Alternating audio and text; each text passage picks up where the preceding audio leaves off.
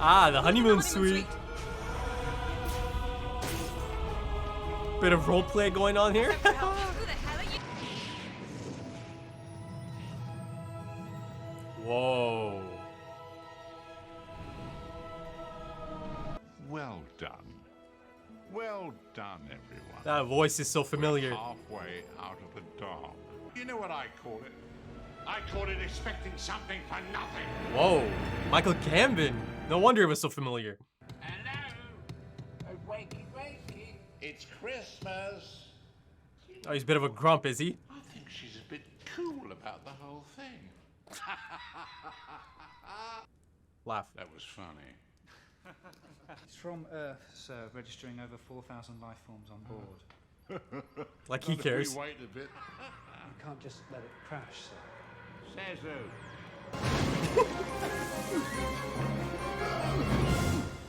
Now that's an entry. Ah, who's she? Nobody important. Nobody important. Blimey, that's amazing. Do you know, in 900 years of time and space, I've never met anyone who wasn't important Ha. before.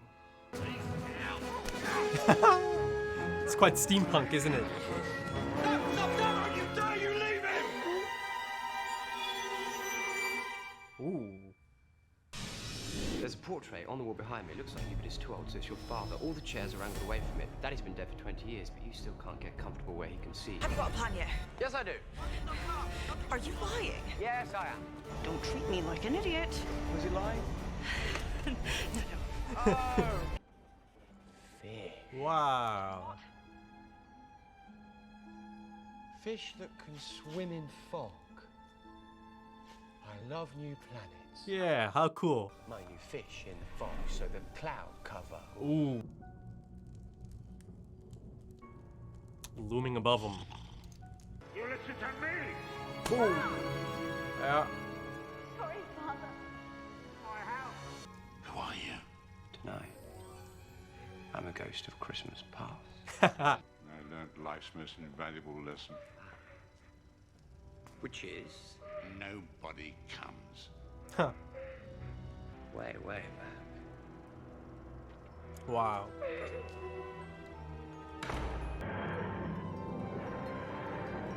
Oh.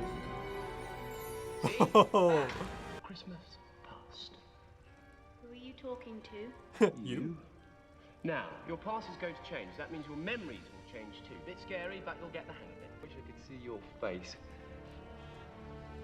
That never happened. It has now. But it did. Yeah. Come on, we're boys. And you know what boys say in the face of danger? They've shown like a shark. Twice. Everyone's got a story. But you don't. There you go. It's a great shot. Is it big? Yeah, there's a big one out there too, though. Just a little one. Yeah, it's a shark. Yeah. How little? Oh, what colour is it? Big. This is great Big CGI. colour. And I better get some very interesting readings off my sonic screwdriver when I get it back from the shark in your bedroom. There's a shark in my bedroom. Oh, fine. Focus It's quite the story, kid. Hey, it's her. Hello again. You know her? Wow.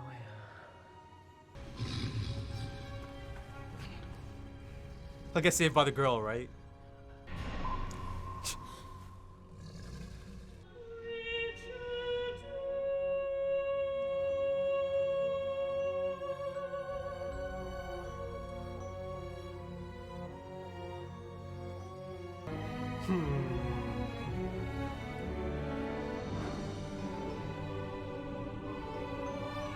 Wow. Yeah. That's a good one, kid. You are out of your mind. This will never work.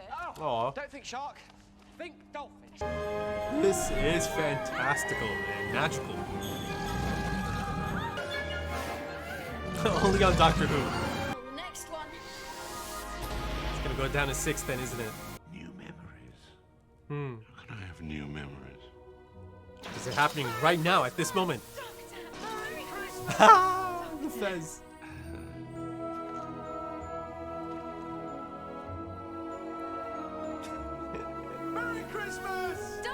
Ah. Merry Christmas! Yeah. You've grown, Yeah. and now you're blushing.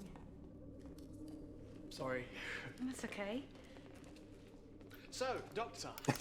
Look at her. Oh, her family. Abigail's crying. You should go over. Yes. When girls are crying, are you supposed to talk to them? Well, kid. I have absolutely no idea. Yeah. Give it a shot. Go on. Give it a shot.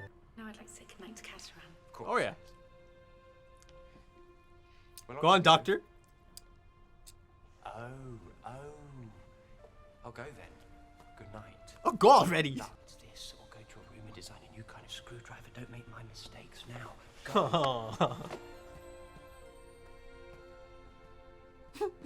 I have something to tell you. The numbers. A bad thing? Listen, when are we leaving? Sorry, leave what? Oh, you know, this. Every Christmas Eve is getting a bit old. Old? Get that cloud belt under control. Yeah, he doesn't want to I'm release her for that reason. boring you. Not your fault. Times change. Mm-hmm. Aw. Not as much as I'd hoped. Yeah. Yeah. Just the one? Yeah. Yeah, it all makes sense. It's gonna hit him hard now, isn't it? It's gonna hit him.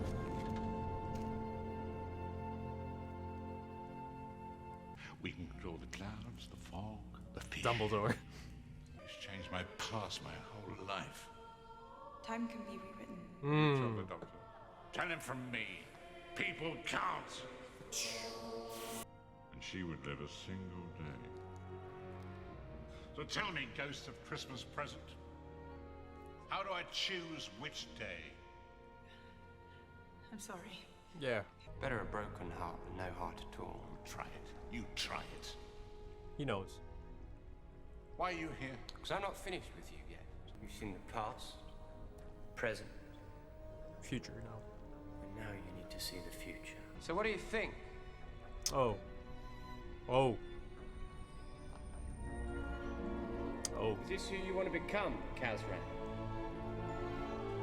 Dad? Hey. This planet is ours. I'm sorry. I'm so sorry. It's okay to be fine. We use the signal, but we send something else. So what? Well, what?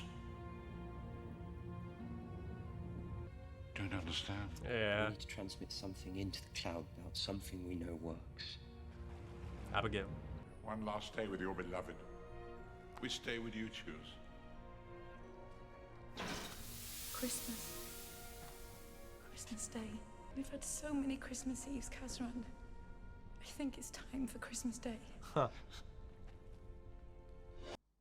That was great. Beautiful shot. The crystals will align and I'll feed in a controlled phase loop and the clouds will unlock. What does that mean, unlock? What happens when a cloud unlocks? Something that hasn't happened in this town for a very long time now. Yeah.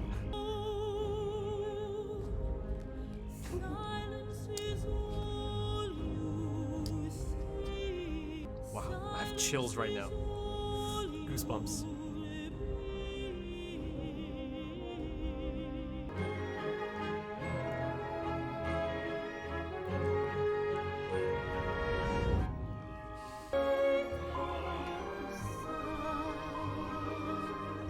Hello, my old friend. Yeah.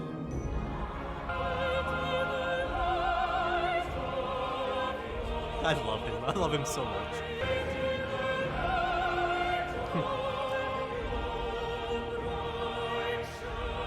It'll be their last day together, won't it? Everything's got to end sometime. Otherwise, nothing would ever get started. Where are they? Kazran and Abigail. Off on a little trip, I should think. Halfway out of the dark. Go on. Show me. There it is.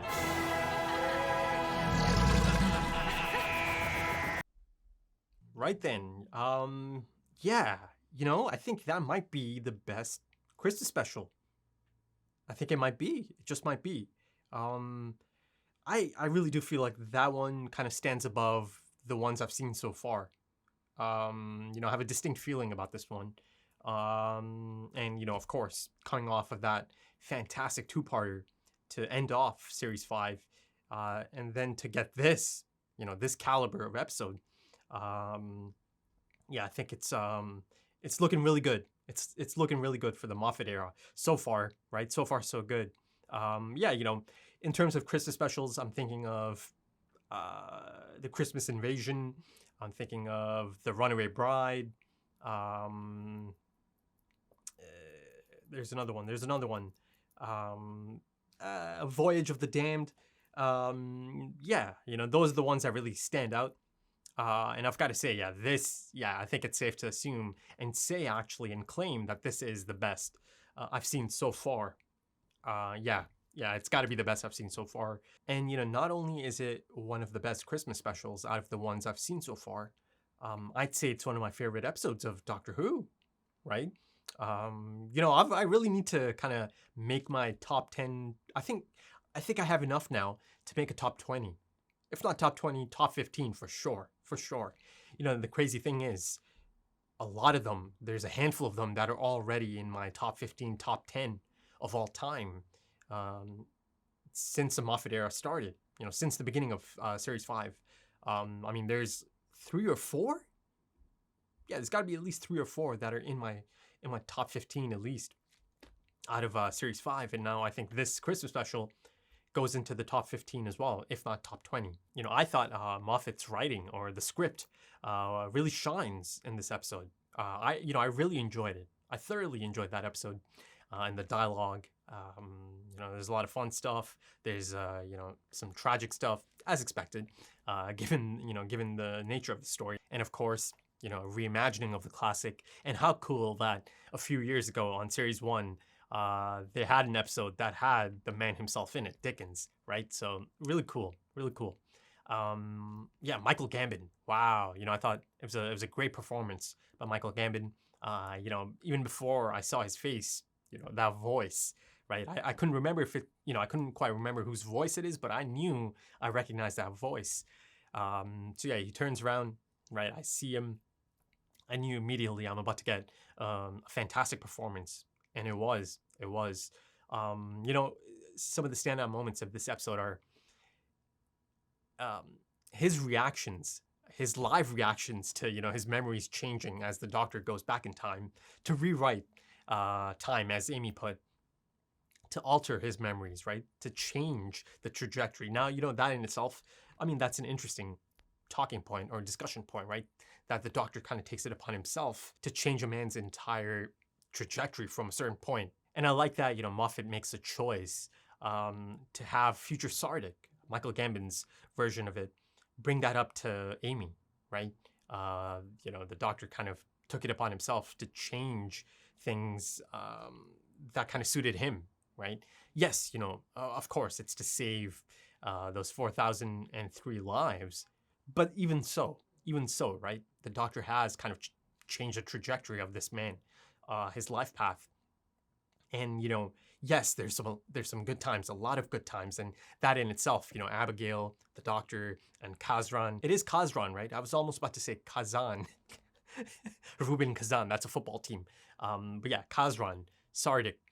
I love those moments, the adventures they had together, right? I mean, of course, you know, there's Abigail. I mean, yes, she's really quite pretty, and yes, that is by design. Now, I'm not sure who this individual is. She's lovely. I'm not sure if that's her actually singing, but the singing is just, it's tremendous. It's angelic. It's tremendous. Like I mentioned, it gave me goosebumps. It gave me the chills, right? Even the lyrics, you know, maybe the lyrics kind of played a part, right? Because at one point she mentions silence, right? Can't remember the exact lyric, but I remember in the moment, right? It gave me chills. So of course, you know, that's by design. Surely it's by design. Even in silence, I think she was saying something like, even in silence, something along those lines, right? But I'll have to go back and, you know, turn on the subtitles and actually check out those lyrics. But yeah, you know, that gave me chills, that gave me goosebumps. But, you know, speaking of Abigail and the doctor kind of going to his past and changing those memories and creating new memories, and I loved how it's happening, right? And, you know, I mentioned Michael Gambon's acting and his reactions, live reactions to those memories happening, and then instantaneously being present in his own memory, right? I love that whole concept. And I love that montage of them having Christmas Eve throughout the years, right? Kind of cutting back and forth as, you know, older. Michael Gambon's Sardik is also, you know, instantaneously experiencing these memories. How lovely is that, right? And then you see his growth, right? Sardik's growth as he kind of, you know, grows into an adult and kind of catches Abigail's eye, right? Because for a few times it's, oh, hello, doctor, or she'll say doctor first, right? She'll notice him first, and then out of nowhere, you know, he's essentially come of age, and now, you know, he's the first one she notices, I believe. So, you know, of course, you know, maybe for some that might be a little bit sappy, right there. Yeah, you know, I could see how people could think it's a little bit sappy, the episode itself. But, you know, I enjoyed it. I really did. You know, there's that one moment as he's kind of shy, right? He's got a little bit of acne, and I noticed they had the scarf. Both of them had scarves, and, you know, I know enough about classic Who, at least from a visual standpoint, to know that, you know, one of the classic Who's, or one of the classic Doctors, used to have a scarf, right? That was like his trademark look. So that was cool. But yeah, you know, there's also another angle to this.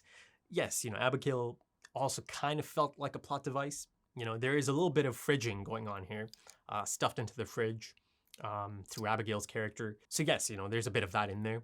You know, that she is kind of a plot device for Sardik and his progression, his character progression or growth. But, you know, going back to the whole notion of the Doctor kind of changing this individual's trajectory from his childhood, you see, even though there are a lot of good times, right? A lot of fun times. You see that the Doctor is actually even quite sad as you know, young adult Sardik tells him that, you know, maybe let's leave it. Maybe this is a good, you know, point to just end it, right? You see in his face that the Doctor himself is also a little bit sad about this, right? Yes, he has a goal in mind, right, to make him a nicer person through this approach. But you can see the Doctor quite enjoyed this. You know, every Christmas Eve, him, Sardik, and Abigail, he enjoyed that. You could tell. But, you know, the sad part is that he still kind of ends up being the same individual, doesn't he? Because of something else. And I'm speaking of Sardik now, Michael Gambon's version of it.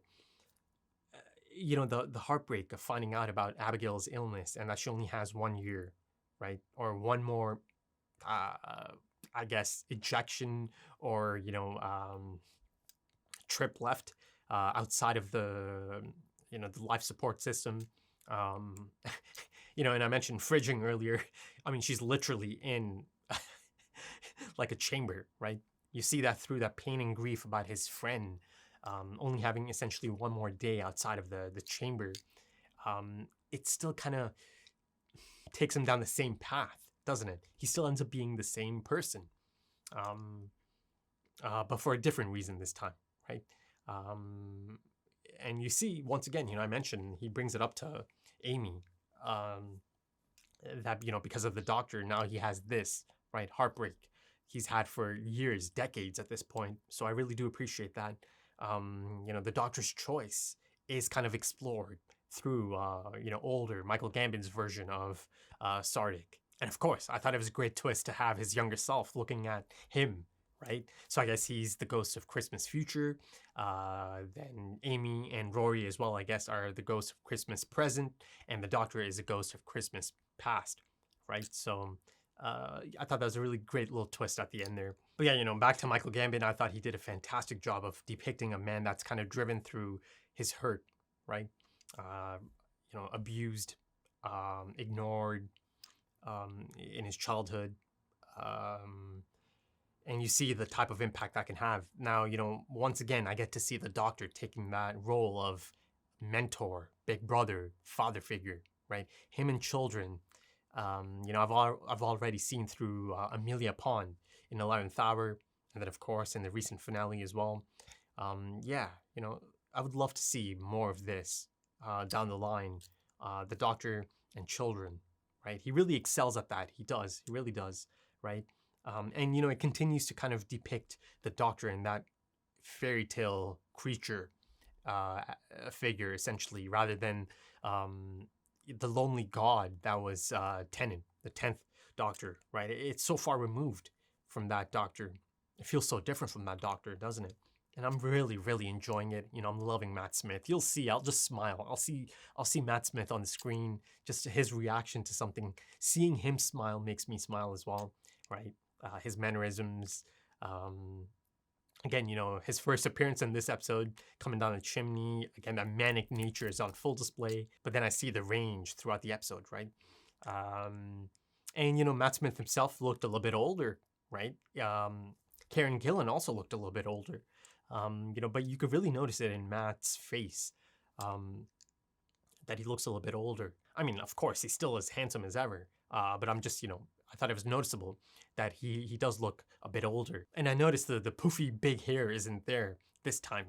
Though I've got to say, I really like this look, right? This haircut he had. I really like this as well, And then, of course, speaking of Amy and Rory, some fun moments there, on their honeymoon. And, a bit of dress up going on.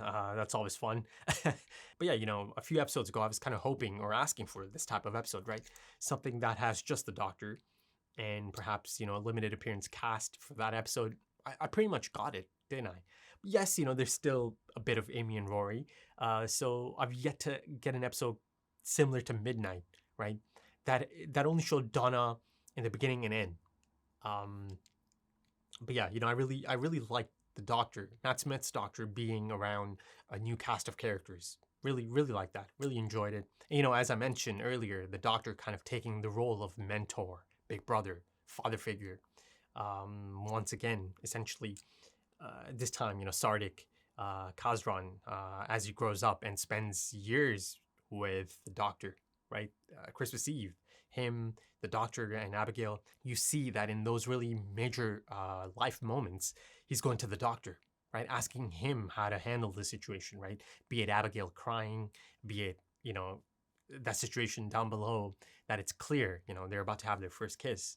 And he goes to the Doctor. And, the screwdriver line, to me, it kind of felt like there was some legitimate regret there for the Doctor or on the Doctor's part, as he kind of turns and has that smile, right? It's almost kind of like a sad smile. He does that a lot, doesn't he? The sad smirk, the sad smile, Matt Smith's Doctor. And then later, there's another poignant moment as Kazrak, Michael Gambon's version of it. He asked the Doctor, right? Imagine it being the last day, one last time, with your beloved, one last night with your beloved. Yeah, and then of course, the camera kind of lingers on Matt Smith. At that moment, River Song is kind of going through my mind, right? Just recently, I've seen her in the 2-part finale, and us, the audience, knows that she is a love interest for the Doctor. So yeah, at that moment, River Song is kind of flashing in my mind as Kazrak is mentioning that to the Doctor. And then, of course, the whole connotation of picking that potential last moment, potential last night with your beloved. And then, of course, on the production side of things, wow, I love the look of this, the photography, the color grading, the aesthetic of it all, right? Loved it. This is some fantastic sci-fi imagery, flying fish, flying sharks, that steampunk costume design and the set design, production design, all of it, top notch, right? There's even a bit of Sherlock in there, right? Again, Moffat, Sherlock, Doctor Who, makes sense, right? So that was kind of neat to see as well. And like I mentioned a few times now, older Sardik, Michael Gambon, kind of experiencing those memories as they're happening, right? I love the whole projection idea, memories being projected, live memories being projected as they are being filmed, right? The Doctor made sure to film a lot of that. So yeah, I think that's about it for this one. So like I said, I do think this is the best Christmas special I've seen so far. Yes, I'm not saying it's a perfect episode. Yes, it has a few problems here and there, of course. At points, it does kind of feel like storytelling over logic. Abigail's character, bit of a plot device in that sense. Her illness isn't really mentioned much or looked into much. It's just kind of there. It's just kind of a thing. But, these are nitpicks, I think. It's not the type of thing that breaks an episode because, as a whole, like I mentioned, it's one of my favorites of Doctor Who. And also, the ship that's about to crash, there's not much tension there really, right? At no point did I feel tension about, Amy and Rory being on there and potentially dying. That element didn't even come into it, to be honest. But again, these are just a few things that I thought I should mention, right? I'm not saying it's a perfect episode. There are some things that you can kind of nitpick, essentially, or not even nitpick. Some of these are some problems, I suppose. But overall, I really enjoyed that. I just love the feel of it. It really gave me this really distinct feeling. And, it's an episode I'm certainly going to check out a few more times. The last time I mentioned a comfort episode, it was a lodger, right? Maybe not the best episode, not the greatest episode. But, it had a charm. It certainly had its charm about it. I could totally see some people hating that episode, and that's understandable. But I can also see some people really enjoying that episode, right? I see the charm in that episode as well. So a comfort episode. So this episode, it certainly feels like a comfort episode that I certainly want to return to at some point. And the thing is, it also happens to be a damn good episode as well, right? So yeah, I thoroughly enjoyed that. And on to Series 6. Long may it continue. Long may it continue. Yes, I know there might be dips, right? Of course, there's going to be dips at some point, but so far I'm really enjoying Moffat's run. I really am. I'm loving Matt Smith as the Doctor. And lastly, I love how him mentioning that, he's recognized as a mature and responsible adult universally, that being the thing that finally broke the psychic paper. Love that. The script was full of really fun moments, a lot of great dialogue, a lot of clever dialogue as well. So yeah, I thought this is a great outing for Moffat and the script and the writing. A lot of great lines of dialogue for the Doctor in this one. Yeah, for sure. But yeah, if you enjoyed that, consider dropping a like, consider dropping some comments, give me your thoughts. If you're into full length or maybe even early access to the next episode right now, consider checking out the Patreon page. The link is in the description and the pinned comment. Also, if you're into social media, I'm on Twitter, so consider checking that out. Right then, that's about it for this one. Thank you for joining me and thank you for your time, as time is precious. And I do hope to see you again soon for the next one. Until then, take it easy.